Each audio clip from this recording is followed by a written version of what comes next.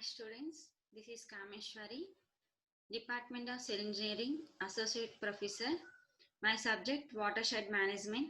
In that watershed management, the today's topic hydrological cycle. This hydrological cycle we are actually learned in previous semester in Water Resources Engineering. What is hydrological cycle? In order to understand the concept of watershed, it is necessary to first understand the hydrological cycle or water cycle. It is because of the water cycle all of us enjoy a continuous water supply. It is a continuous water supply.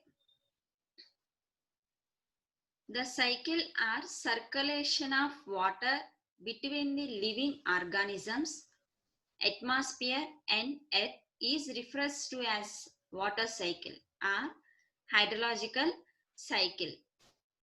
The circulation of water between the living organisms, atmosphere and earth is refers to the hydrological cycle. The term cycle refers to the fact that the quantity of water on earth is fixed. It moves continuously from water bodies to atmosphere. It moves continuously from to soil to rivers and then back again to the atmosphere. Water will be falls on a soil, rivers, back again to the atmosphere, evaporated to atmosphere. Water is fundamentally to life and forms an important part of the ecosystem. Water is transferred to, it will be flows on a ground surface and to rivers. The first one is, it is depend on the entire process of hydrological cycle is divided into 5 parts. One is precipitation, condensation, evaporation and these ways. Warm air and being less dense and therefore lighter rises upwards and cools by the process of adiabatic cooling. Warm air and being less dense rises upwards and cools. Where there is change in a atmospheric temperature, water vapor condense in the upper layer. Water vapor condense in the atmosphere. Water vapor condense in the atmosphere in the upper layer of a atmosphere and the practices in the air such as dust as million of tiny droplets to form clouds and fog. The warm air and being less dense rises upwards and cools by the atmosphere. So change in the atmospheric temperature and water vapor condense in the upper layer of the atmosphere and millions of droplets to form clouds and fog. Now the winds carry these clouds to various parts of the globe. It will be transferred one place to another place. When the clouds can't hold moisture anywhere, so then they release in the form of precipitation. So precipitation means rainfall as snow, hail, rain. Gravity pulls the rainwater back to the earth's surface. Condensation form on a atmosphere and precipitation from the atmosphere to ground surface reaches back to the earth surface. This is the circulation process. Water will be evaporated and condensation and form. It reaches to the precipitation. Infiltration in seepage of water into the ground through the permeable rock. That permeability depend upon the soil to form groundwater. That permeability is process will be depend upon the permeability of the soil. It reaches to the permeable rock formation to underground layers of rock, sand, gravel called aquifers as well as for use by plant. This process depend upon the permeability of the soil. When precipitation occurs faster than it can infiltrate the ground, it becomes surface runoff. Water that empties into the water bodies like rivers, lakes, oceans. It can be into water, rivers, lakes. The above process is followed by the evaporation. The main reason is evaporation.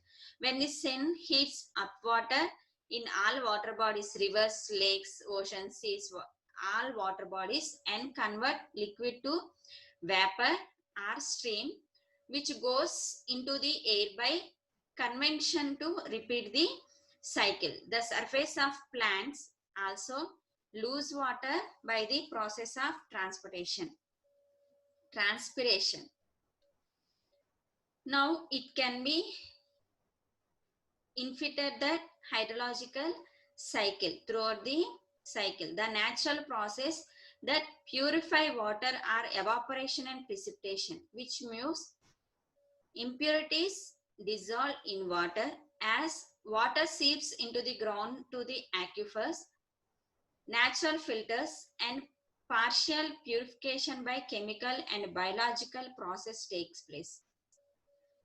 Human activities are Human activities have altered water cycle in the following ways. What are the human activities?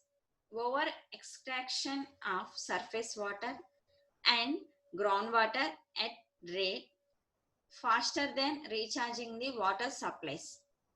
The next one is cleaning of forested areas for agriculture, mining, road laying, legal and illegal logging, construction of structures, building dams, etc. Disturbance caused to wetland by farming and urban development cause increasing in the flooding. The hydrological cycle is, this is a recycling process. Water will be evaporated from rivers, seas, oceans. Water will be evaporated and that will be formed a condensation formed on a atmosphere, and it will be form precipitation from atmosphere to ground surface. It reaches to the ground surface. So some of the water will be infiltrated, remaining water will be stagnant on a ground surface. Up and downs water will be flowing on a ground surface, and that water, that infiltration water will be reaches to the groundwater flow, and also it will reaches to growing of plant uptake. So that plants are also absorbing from roots zones, it absorbing water. That leaves of the plant, that water will be also transpiration and sublimation, and water will be evaporated from the ocean seas, and some water will be percolated down and infiltrated, and some water will be surface runoff. That surface water also, some of the water will be evaporated to atmosphere. That condensation form, and then it will again transfer to the atmosphere ground by either precipitation or snow. And the evaporation is also known as evaporate and transpirate, and transpiration to the ground to atmosphere. These are the cyclic process. So improve the overall area to the vegetation, and that remaining water also we can discharge it with a safe velocity to reaches the oceans and sea upstream side. That water will be safely sent to the water bodies, any water body, and streams, oceans, lakes, surrounding water body. That water will be, you can use it for crop protection, plantation purpose, or animal purpose, drinking water, domestic purpose. And this is the hydrological cycle. These are 5 steps. One is warm, and that will be reaches to the atmosphere, that most of the moisture will be can't hold, that will be like a precipitation that will pass from the atmosphere to ground. That water will be either infiltrate or flooded to the rivers, lakes, streams, and precipitation occurs faster than it infiltrates the ground, it becomes surface runoff. Water that impetus into water bodies like streams, rivers, lakes, and oceans. The human activities have altered over extraction of surface water and groundwater at rate faster than recharging the water supplies, and also cleaning of forest areas for agriculture, mining, road laying, legal and illegal logging, construction of structures, buildings, dams, etc. Disturbances caused to wetlands by farming and urban development causes increased flooding. This is the hydrological cycle. This is also learning water resources engineering. Thank